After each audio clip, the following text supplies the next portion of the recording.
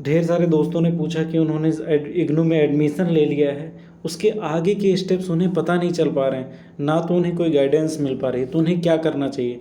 तो मैं पूरा ही शुरू से आखिरी तक बता देता हूँ। कई चीज़ें बीच बीच में बहुत इंपॉर्टेंट है, सारी चीज़ें इंपॉर्टेंट है। तो सबसे पहले आपने इग्नू का एडमिशन ले लिया, तो सबसे पहले क्या करना है कि अपने आरसी से बात करो। आरसी मतलब होता है रीजनल सेंटर। आपने फिल किया होगा कि जैसे कोई दिल्ली में रहता हो तो मोस्टली लोगों का रीजनल सेंटर होता है राजघाट, कुछ लोगों का रीजनल सेंटर हो सकता है नोएडा। तो आपका जो रीजनल सेंटर है उससे बात करनी है। किस लिए बात करनी है और कैसे बात करनी है, आप वेबसाइट पे जाओगे उसके रीजनल सेंटर के, उसको ईमेल कर सकते हो या कॉल कर सकते हो या खुद विजिट कर सकते हो। तो कॉल मोस्टली नहीं ही उठाते हैं, तो ईमेल का कैसे करना है कि उससे रिजल्ट मिले उसका मैंने बता दिया है। तो ईमेल भी कई बार वो लोग रिप्लाई नहीं देते, तो मैंने यूट्यूब में बताया हुआ है कि किस तरीके से आप ईमेल करो कि उसका वो आ गया, तो वीडियो देख लेना आप।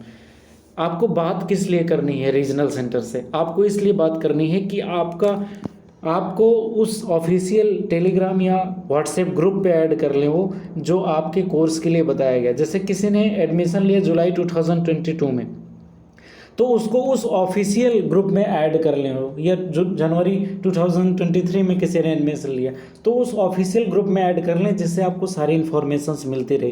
कई लोग उसमें ऐड नहीं हो पाते इसलिए उनको इन्फॉर्मेशन नहीं मिलती है। तो आप आरसी को विजिट कर सकते हो और कॉल कर सकते हो।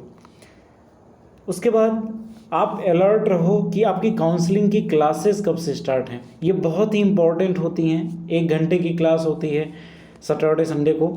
तो फिर इसमें क्या होता है कि सारी इन्फॉर्मेशंस आपको मिलती रहेंगी।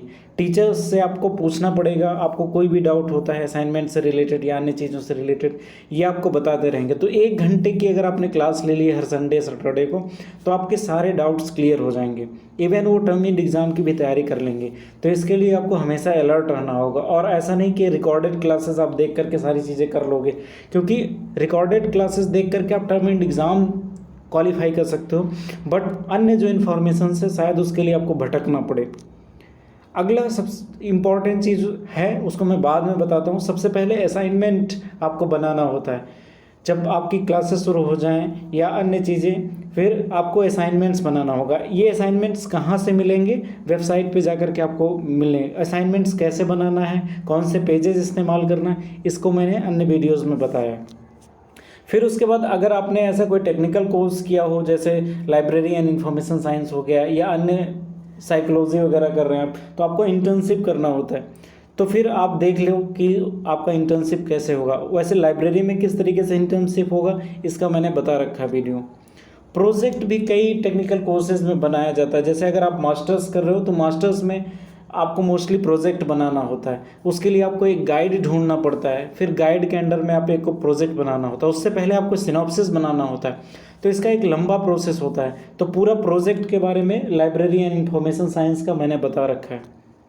फिर उसके बाद ये जो सबसे इम्पोर्टेंट था, जो मैंने बताया कि बाद में बताता हूँ, ये बुक्स।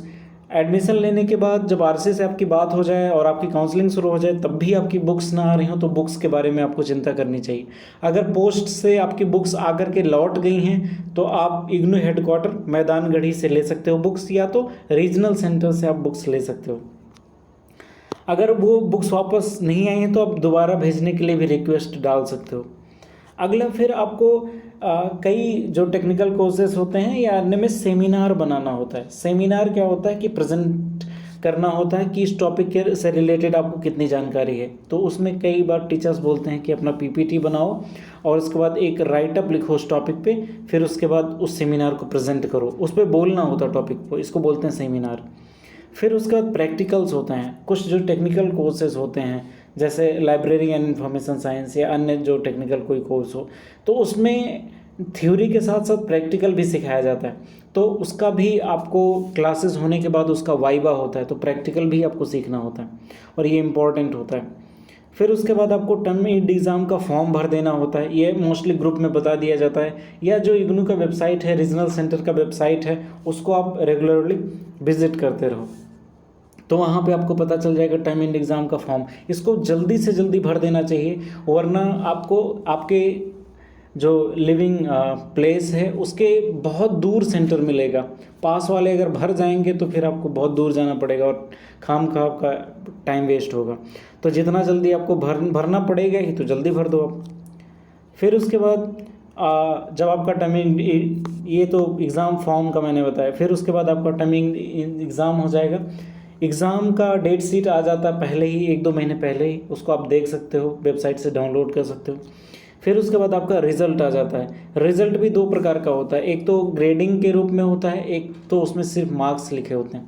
तो किस तरीके से डाउनलोड करना उसको भी आप देख सकते हो। रिज़ल्ट आने के बाद ये जो सबसे बड़ी इम्पोर्टेंट प्रक्रिया होती है वो काफ़ी लोग नहीं जानते हैं, उसको बोलते हैं कन्वोकेशन का फॉर्म भरना। ये बहुत महत्वपूर्ण होता है। कई लोग सोचते हैं कन्वोकेशन में मुझे नहीं जाना है तो मैं क्यों भरूं।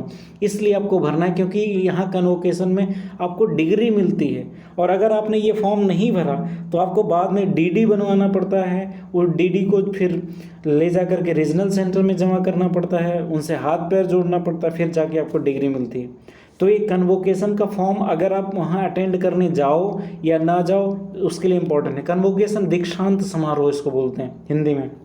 तो ये बहुत महत्वपूर्ण होता है, और ये मोस्टली ये जनवरी महीने में आ जाता है कन्वोकेशन का फॉर्म, जनवरी फरवरी में, और ये मार्च अप्रैल के महीने में हो जाता है कन्वोकेशन। तो आप अलर्ट रहो जनवरी फरवरी में जब ये फॉर्म आए।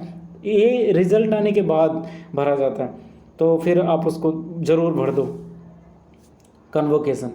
फिर उसके बाद ये सारा आपका हो जाएगा और आप मस्ती से करो।